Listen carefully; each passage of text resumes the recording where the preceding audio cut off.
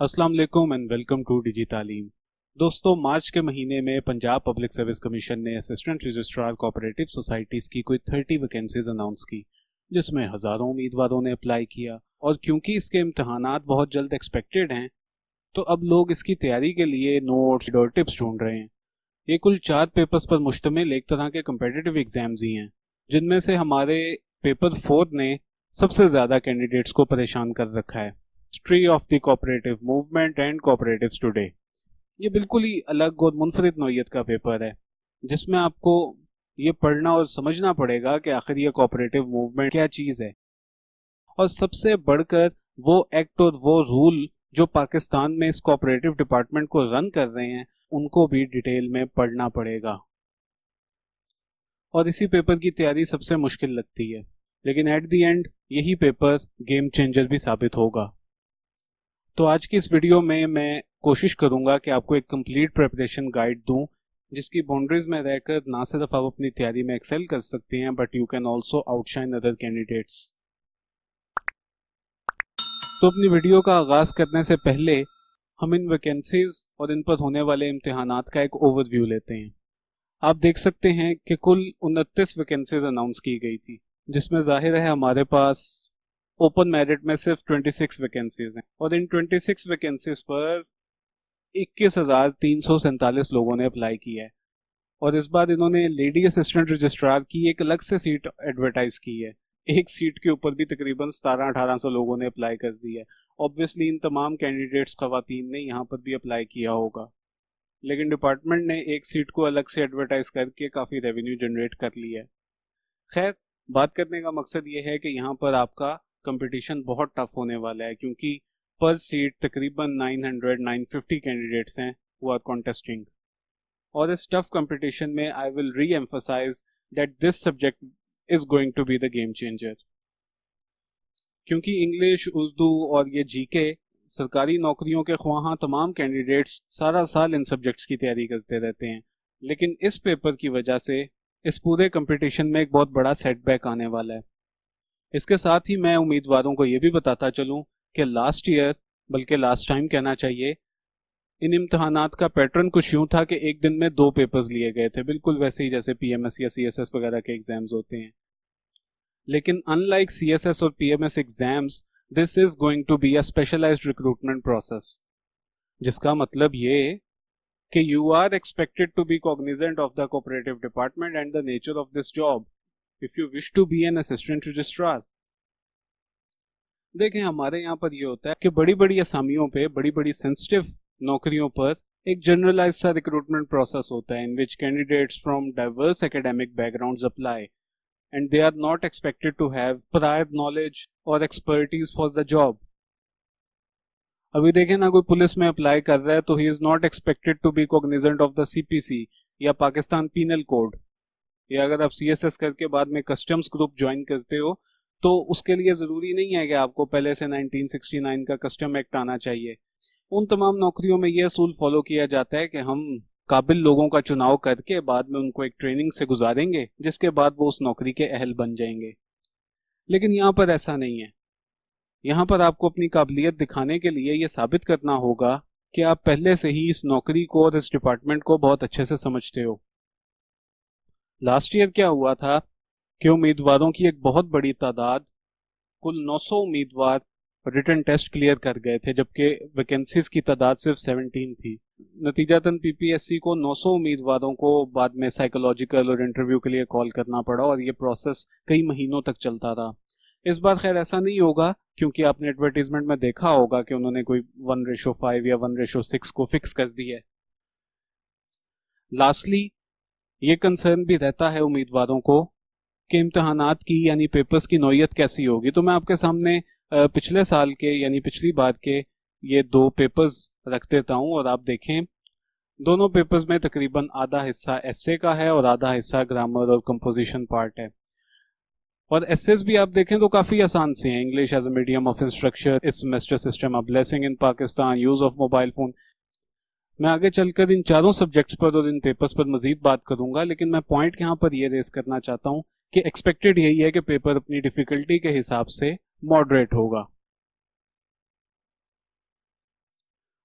तो खैर अब अपने असल मजमून की तरफ आते हैं कि आपका स्टडी प्लान क्या होना चाहिए। टाइम थोड़ा है और तैयारी करने वाली काफ़ी ज़्यादा है। मैं वन बाय वन चारों पेपर्स को देखूंगा और आपको बताऊंगा कि किन गाइडलाइंस को फॉलो करके आप एफिशिएंटली इसके सिलेबस को भी कवर कर सकते हैं और दूसरे उम्मीदवारों से अपनी तैयारी को भी बेहतर बना सकते हैं। तो हमारा पहला पेपर है इंग्लिश। देखिए, इंग्लिश के मुतल्लिक तो मैं सबसे पहले आपको बताता चलूं कि वो जो हमारा अंग्रेजी फोबिया है ना, आपको उसको ओवरकम करना होगा। आप पूरी उम्मीद रहें कि आप इस पेपर की ना सिर्फ अच्छी तैयारी कर सकते हैं बल्कि अच्छे मार्क्स भी ले सकते हैं। वो कैसे? अपनी फाउंडेशन, अपनी बेसिक्स को मजबूत बनाकर। हमारा डिलेमा यह है कि जब भी हम कहीं इंग्लिश पेपर का नाम सुनते हैं, we start running towards extraordinary literature, difficult workbooks and exhausting vocabulary building exercises, जबकि we completely neglect the basics. और यही ज़्यादातर उम्मीदवार मार खाते हैं। वो भाई, सबसे पहले बेसिक्स हैं और उसके बाद एडवांस लर्निंग है। और अपनी तैयारी को सिलेबस फोकस्ड करो, उसके सिलेबस को सामने रखो। अब ये कोई ऑफिशियल सिलेबस नहीं है। पिछले ट्रेंड्स को सामने रखते हुए हम अंदाजा कर सकते हैं कि पेपर इन चीज़ों में से आएगा। जैसा अभी आपने क्वेश्चन पेपर देखा, आपका एक हिस्सा तो खाली एस्से का होगा जिसमें आपने कोई 1400-1500 वर्ड्स का एक कंप्रीहेंसिव एस्से लिखना है। उसके बाद कॉम्प्रीहेंशन पैराग्राफ या प्रेसी, इडियम्स और सेंटेंस करेक्शन, वो तो कोई भी इंग्लिश का पेपर हो उसके अंदर लाजमी पूछे जाते हैं। लास्ट टाइम ट्रांसलेशन पूछी गई थी, मे बी इस दफ़ा ट्रांसलेशन की जगह प्रेपोजिशंस आ जाएं या एक्टिव वॉइस या डायरेक्ट इनडायरेक्ट, लेकिन ये लेस लाइकली है। आपका मेन फोकस इन पहली 3-4 चीज़ों पर ही होना चाहिए। और एसे के लिए आई वुड सजेस्ट कि प्रिपेयर जेनेरिक एसेज, जैसे democracy, climate change, education, governance, women empowerment, IT या एआई, या कुछ जो बहुत इंपॉर्टेंट करंट या इंटरनेशनल अफेयर्स के टॉपिक्स हैं। और उन एसेस को भी ये बात जहन में रख के तैयार करिएगा कि आपने मैक्सिमम 14 या 1500 वर्ड्स प्रोड्यूस करने हैं। इतने भी अमूमन नहीं हो पाते क्योंकि ये सिर्फ इंग्लिश एसे का पेपर नहीं है, इसके साथ कंपोजिशन का पार्ट भी है, तो आपने अपने टाइम को भी मैनेज करना है। तो 1200-1300 वर्ड्स का एसे, अच्छा quality content would be sufficient. और ऐसे लिखते हुए don't try to be over smart, don't be a philosopher unless you are a philosopher. बिल्कुल आसान और अच्छी जुबान के अंदर, without making any silly mistakes, आपने अपने स्टांस को with a few suitable arguments produce करना है। ईडियम्स के लिए भी आई वुड सजेस्ट कि आप जो बिल्कुल बेसिक ईडियम्स हैं 250-300, जो अमूमन बीए वगैरह की किताब के अंदर भी होते हैं, आप उन्हीं को तैयार कीजिएगा पहले और उसके बाद कोई एडवांस लेवल के ईडियम्स को देखिएगा। ये आप देखें ना, लास्ट ईयर के पेपर में भी तो बहुत सादा से ईडियम्स हैं यार, ये मतलब hard nut to crack, take after, we ऑज, गिव इन। इसी तरह से सेंटेंस करेक्शंस भी आप देखें तो बहुत सिंपल हैं, यानी फिर वही बात कि जिसकी ग्रामर की फाउंडेशंस अच्छी हैं वो इन सेंटेंसेस को इजीली क्रैक कर सकता है। And same applies for the translation part. So the point is, cover the basics first, do a lot of writing practice. After all, you have to manage your time as well, and don't do anything that will end up in the loss of marks. कमोबेश इसी तरह की हदायत हैं जो मैं आपको उर्दू के बारे में भी देना चाहता हूँ। आपका सेकंड पेपर उर्दू का होगा और जिसका syllabus again unofficial, undeclared syllabus, लेकिन उर्दू के इम्तिहान में और क्या पूछा जा सकता है? आपको एक मजमून पूछा जाएगा 45 और मे बी 50 मार्क्स का। फिर एक्सपेक्टेड है कि उसमें तलखीस, मुहावरे, फिक्रात की दुरुस्तगी, तर्जुमा और खातिया दरख्वास्त में से कोई एक चीज़ आ सकती है। ये हमारा पिछली बार का पेपर है। आप देखें कि आपके जो मज़ामीन पूछे गए हैं वो काफ़ी सीधे सीधे से मज़ामीन हैं। इंसान की शख्सियत साजी में अदब का किरदार, कौमी ज़िंदगी में नज़्म ज़ब्त की अहमियत। 15 मार्क्स के मुहावरे पूछे गए थे। इसका मतलब है कि हर एक मुहावरे उस जुमले का 3 नंबर हैं, जो कि अगेन कोई बहुत पेचीदा नहीं है। अगर आपने कलीदे उर्दू या कुलियाते उर्दू जैसी कोई भी बेसिक किताब अच्छे से पढ़ी हुई है तो आप इन मुहावरों के जुमले बना सकते हैं। गाड़ी चलना, तात होना, दाल ना गलना। फिर ये तलखीस का पैराग्राफ है, बाप के ऊपर है कि आप खुद अपने आप को इवेल्युएट करें कि आप उर्दू रीडिंग में, उर्दू ट्रांसलेशन में कैसे हैं। फिर उसके बाद एक ख़त था और फिकरात की दुरुस्तगी थी। तो उर्दू के मुतल्लिक मेरी टिप्स बड़ी सादा सी हैं कि भाई पहले नंबर पर तो टेक इट सीरियसली, ये ना करना कि उर्दू ते आंदी है ते जिते सी कुछ भी लिख लांगे, नहीं, इसको थोड़ा सा सीरियसली लो। अपनी उर्दू वोकैब के ऊपर बहुत काम करो, क्योंकि जब हम उर्दू लिखने बैठते हैं हम भूल जाते हैं कि करप्शन के लिए क्या वर्ड यूज करें, क्लीननेस जी, अकाउंटेबिलिटी, जेंडर डिस्क्रिमिनेशन, इनके लिए उर्दू में सबसे माकूल कौन सी इस्तिलाह बनाई गई है। और ये तभी होगा जब आप उर्दू के अंदर एक अच्छे रीडर होगे। तो अपनी उर्दू की कुलियात या कलीदे उर्दू उसको अच्छे से पढ़ना और उन अल्फाज को बार बार लिख कर प्रैक्टिस ज़रूर करना, क्योंकि उर्दू में हमें मिला कि बहुत गलतियां करते हैं। एक्सपेक्टेड है क्योंकि जेनेरिक से ही ऐसे आएंगे। और उर्दू के पेपर में ज़्यादातर टीचर्स कहते हैं कि हेडिंग्स आर ऑल्सो प्रेफरेबल।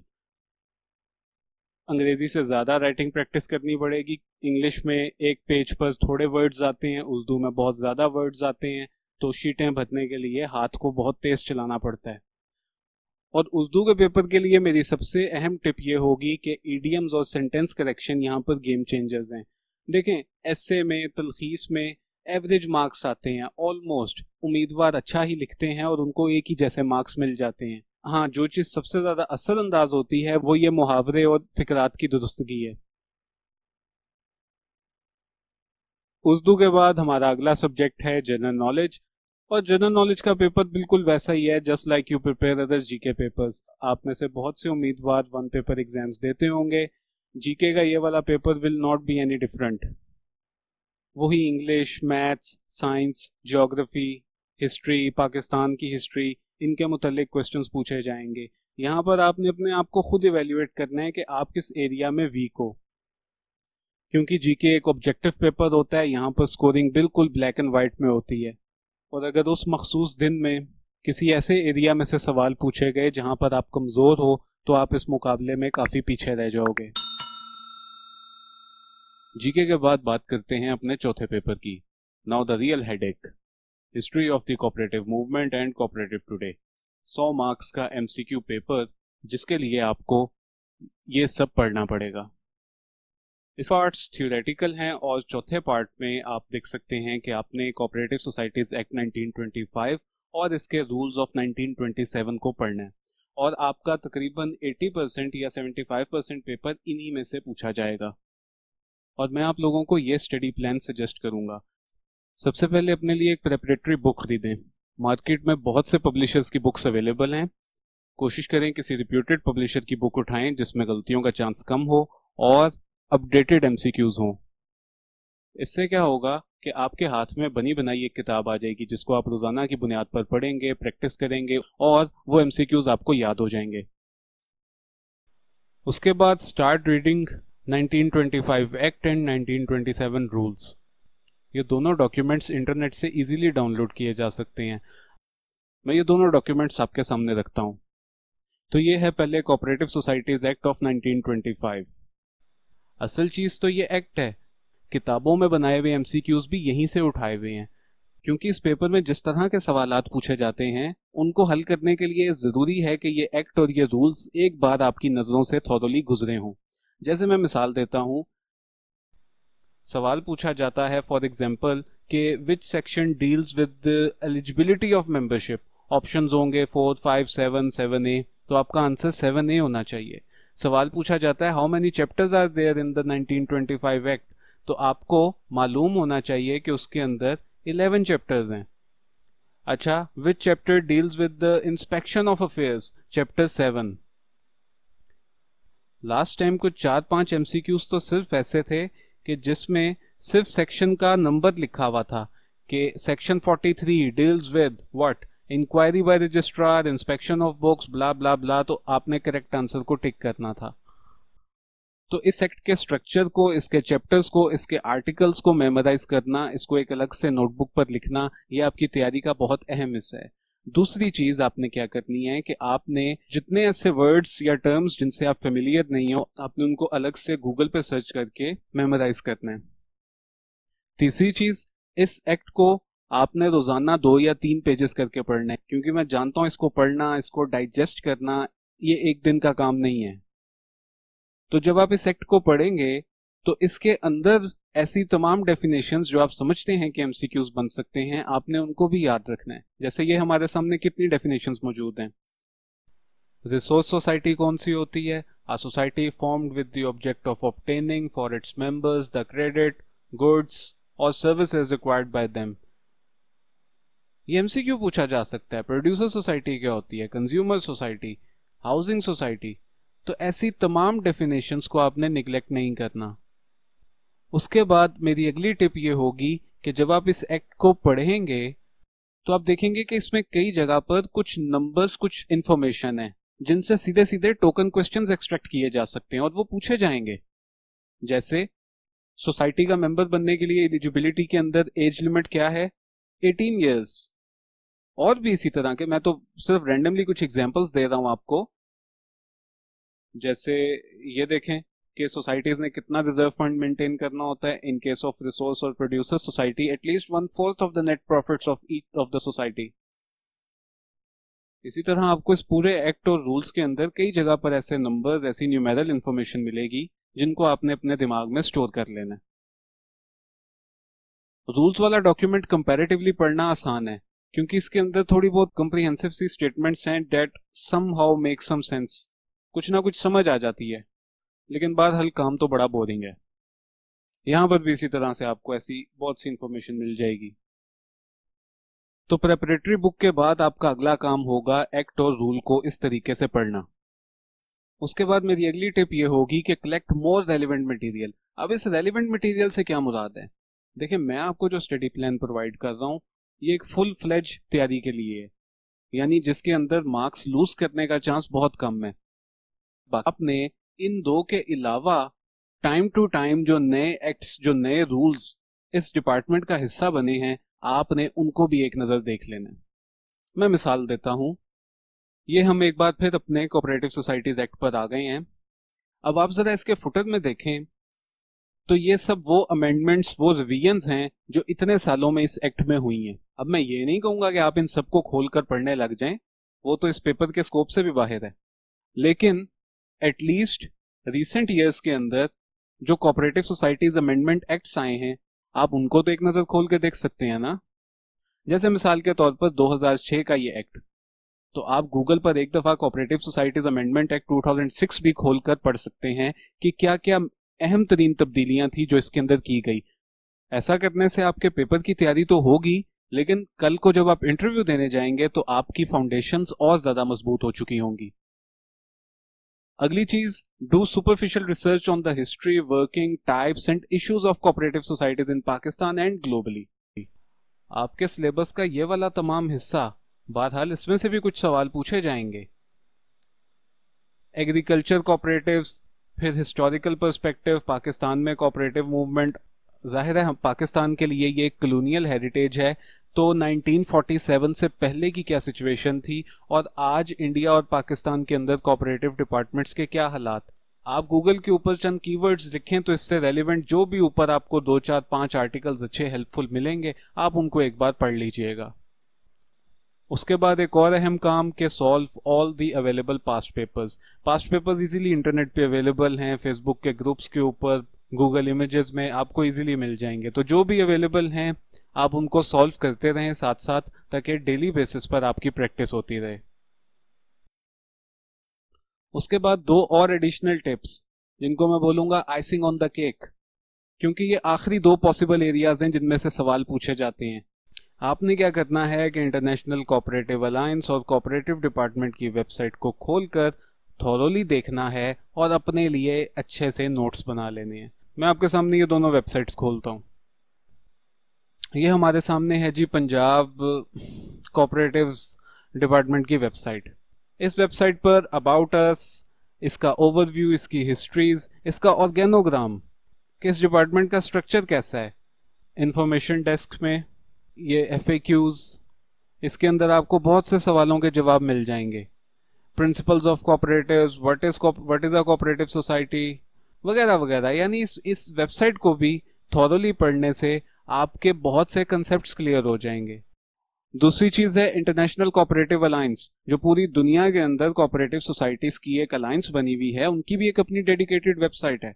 वहां पर आपको उनकी हिस्ट्री उनके फंक्शंस और पूरी दुनिया में ये लोग क्या कर रहे हैं, इस हिस्ट्री के अंदर से लास्ट ईयर कई सवालात पूछे गए थे। इसी तरह से ये लोग हर साल एक दिन सेलिब्रेट करते हैं, इंटरनेशनल कोऑपरेटिव डे।